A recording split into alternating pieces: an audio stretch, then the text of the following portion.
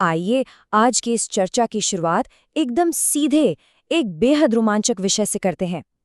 इतिहास की किताबें अक्सर सिर्फ तारीखों से भरी लगती हैं, है ना? लेकिन आज जिस ऐतिहासिक घटना का हम विश्लेषण कर रहे हैं, the iron queen of Jhansi, इस सिनेमैटिक फाइनल स्टैंड, ये सच में किसी हॉलीवुड थ्रिलर फिल्म से कम नहीं है।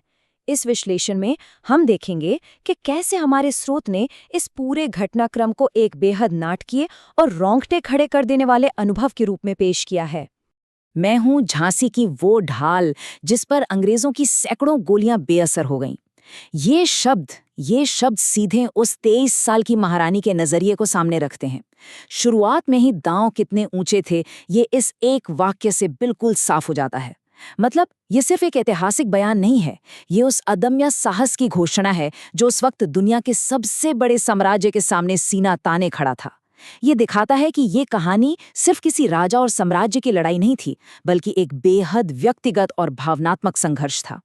तो चलिए अब आगे बढ़ते हैं हमारे पहले हिस्से की तरफ, विजुअलाइजिंग द आयरन क्वीन।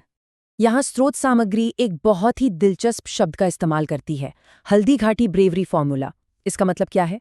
दरअसल इस पूरी घटना को सिर्फ एक आम विद्रोह के तौर पर नहीं देखा गया है, बल्कि एक एपिक लास्ट स्टैंड यानी एक महाकाव्य जैसे अंतिम संघर्ष के रूप में पेश किया गया है। बिल्कुल वैसे ही जैसे इतिहास में हल्दी घाटी का युद्ध अपने सर्वोच्च बलिदान के लिए जाना जाता है। इसी तर्ज पर रानी लक्ष्मीबाई के इस वृत्तांत को भी पिरोया गया है। ये समझने में काफी मदद करता है कि इस घटना का ऐतिहासिक वजन आखिर कितना ज्यादा है और आज की आधुनिक एआई तकनीक इसे कैसे एकदम जीवंत कर रही है। अब आते हैं दूसरे अहम हिस्से पर, द डॉक्ट्रीन ऑफ लैप्स, यानी वो राजनीतिक फैसला जिसने 1857 के विद्रोह की नींव रखी। लॉर्ड डलहौजी की हड़प नीति या डॉक्ट्रिन ऑफ लैप्स।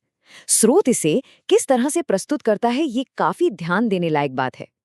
इसके अनुसार इस नीति को सीधे तौर पर ब्रिटिश क्रूरता का प्रतीक और भारत को गुलामी की जंजीरों में जकड़ने वाले एक काले सच के रूप में दिखाया गया है। और सच कहें तो इसी नीति ने वो गहरा असंतोष और आक्रोश पैदा किया जो अंततः 1857 की उस महान क्रांति के रूप में फूट पड़ा। ये राजनीतिक फैसला ही इस पूरे ऐतिहासिक नाटक का मुख्य उत्प्रेरक था, जिसने एक युवा रानी को तलवार उठाने पर मजबूर कर दिया। अब युद्ध के मैदान की ओर चलते हैं। हमारा अगला हिस्सा है साम्राज्य के खिलाफ रणनीति। जब उस समय की जमीनी और सामरिक हकीकत का विश्लेषण किया जाता है तो सामने आता है कि प्रतिरोध करने वालों की चुनौतियां कितनी भयानक थीं। संसाधनों का ये अंतर ये सच में चौंकाने वाला है। एक तरफ रानी लक्ष्मीबाई थीं, जिनके पास संसाधन बेहद सीमित थे, लेकिन उनका रणनीतिक कौशल और नेतृत्व क्षमता एकदम बेजोड़ थी। और दूसरी ओर था विशाल ब्रिटिश साम्राज्य, जो उस समय की सबसे आधुनिक सेना से लैस था। स्रोत जानबूझकर इस अंडरडॉग नैरेटिव को स्थापित करता है। यह दिखाता है कि कैसे कम संसाधनों के बावजूद केवल बुद्धिमत्ता और असीम साहस के दम पर एक विशाल आधुनिक सेना को कड़ी टक्कर दी गई। और इसी के साथ हम पहुंचते हैं इस कहानी के अंतिम और निर्णायक मोड़ पर, the final stand at Gwalior. घटनाओं का ये पूरा क्रम बहुत ही तेज और एकदम सिनेमाई है।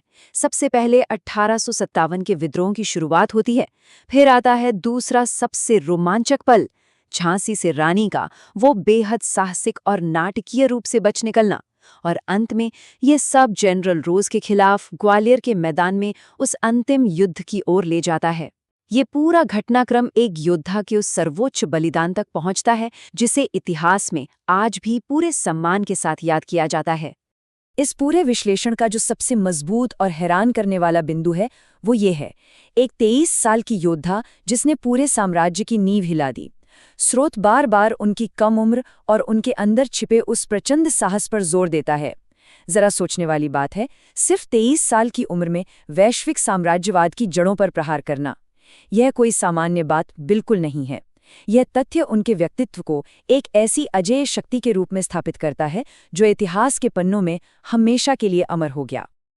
अब हम आते हैं अपने अंतिम हिस्से पर, विश्वासघात और ऐतिहासिक विरासत।